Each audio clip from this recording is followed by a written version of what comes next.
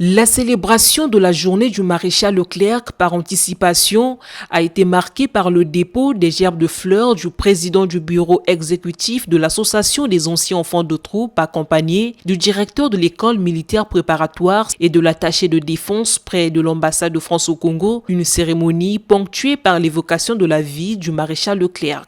Le 29 mai 1945, le général de Gaulle en décide autrement en le nommant à la tête du corps expéditionnaire en Extrême-Orient, où il sera signataire à la capitulation du Japon le 2 septembre 1945. Après le départ du pouvoir de Gaulle, Leclerc est nommé inspecteur des forces terrestres en Afrique du Nord avec une 5e étoile.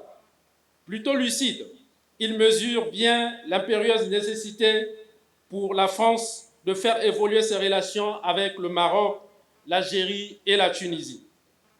Autant de valeurs si essentielles pour un pays en reconstruction que bientôt le souvenir de Leclerc s'incarne en elle au point de voir son nom être utilisé pour baptiser la toute jeune école d'enfants de troupe créée trois mois plus tôt à Brazzaville, déjà auréolée par l'immense prestige d'incarner la capitale de la France libre.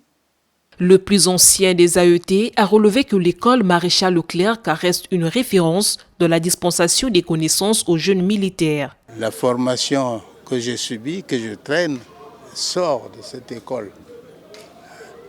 Et ensuite, ils ont fait de moi le moulage d'un officier que j'ai incarné aussi longtemps.